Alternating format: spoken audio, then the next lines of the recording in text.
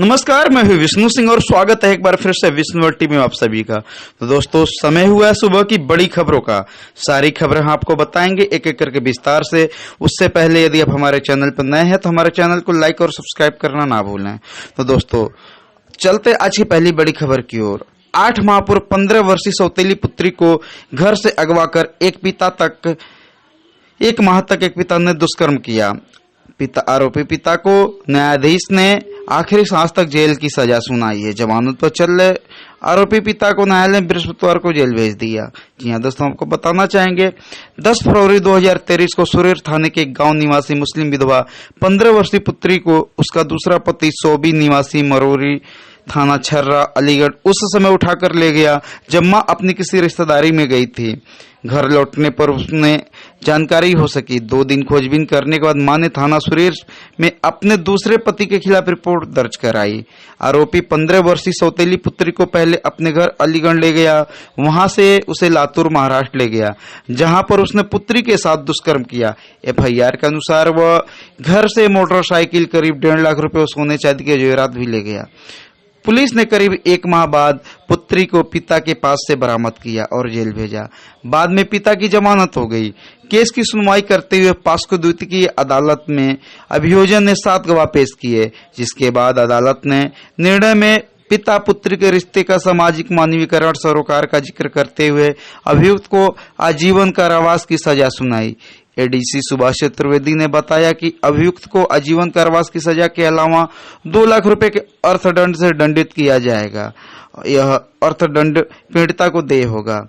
अभियुक्त द्वारा अर्थदंड न देने की स्थिति में यह राशि सरकार द्वारा पीड़िता को जीत दी जाएगी। दोस्तों, अगली बड़ी खबर है वाराणसी से। वाराणसी में बाढ़ के कारण गंगा के जल स्तर में शुरू हुआ घटाव। अभी भी खतरे के निशान से 82 सेंटीमीटर ऊपर जल स्तर। जी हम आपको बता दें, मध्य प्रदेश, राजस्थान में बरसात में कमी आने के बाद से गंगा के जल स्तर में भी कमी आनी शुरू हो गई है। बनारस में भोर से ही गंगा के जल स्तर में गिरावट हो रही है। हालांकि बाढ़ में कमी आने की वजह से अब पीछे छोड़ गए मलबे और कीचड़ से बीमारियों के सिर उठाने में खतरे भी बढ़ेंगे। शुक्रवार की रात 9 बजे गंगा का जल स्तर 72.8 मीटर तक पहुंच गया था। 12 घंटे में गंगा के जल स्तर में 24 सेंटीमीटर का घटाव दर्ज किया गया है। बनारस में गंगा भी खतरे के निशान से 82 सेंटीमीटर ऊपर बढ़ रही है। सुबह 8 बजे तक गंगा के जल स्तर में 1 सेंटीमीटर प्रति घंटे की रफ्तार से घटाव हो रहा था। केंद्रीय जल आयोग के अनुसार सुबह 10 बजे गंगा का जल स्तर 72.23 मीटर था। फाफामऊ में गंगा का जल स्तर 85.47 मीटर, प्रयागराज में 84.55 मीटर व मिर्जापुर में 78.4 मीटर था। वहीं बृहस्पतिवार की रात 8 बजे वाराणसी में गंगा का जल स्तर 72.32 मीटर था, जो रात 12 बजे तक स्थिर बना रहा। इसके बाद घटाव शुरू हुआ। गंगा के ऊपरी हिस्से यानी फाफामऊ, प्रयागराज व मिर्जापुर में घटाव बृहस्पतिवार से ही शुरू हो गया था। तो दोस्तों, अगली बड़ी खबर निकल के आ रही मेरठ से।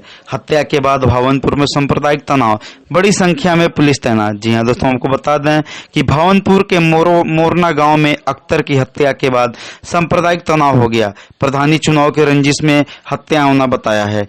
पुलिस ने प्रधान चुनाव में हारे प्रत्याशी और उसके भाई को हिरासत में ले लिया है, जिससे अभी पूछताछ चल रही है। गांव में तनाव के हालात देखते हुए पुलिस फोर्स लाया गया है। पुलिस के मुताबिक मोरना में अंकित त्यागी और प्रदीप त्यागी ने प्रधानी का चुनाव लड़ रहे थे। इस चुनाव में प्रदीप त्यागी हारा था। ग्रामीणों के अनुसार तभी से गांव में वोट न देने को लेकर विवाद चल रहा था। बताया कि अख्तर प्रदीप को वोट नहीं दिया था, जिसके चलते प्रदीप और उसके भाई उससे रंजिश रखते थे। प्रदीप और उसके दोनों भाई शुक्रवार को शराब के नशे में धुत थे। जंगल से लौट रहे अख्तर से प्रदीप और उसके भाई राजू की प्रधानी चुनाव में वोट न देने को लेकर पहले कहा सुनी हुई। उसके बाद फावड़े से काटकर अख्तर की हत्या कर दी।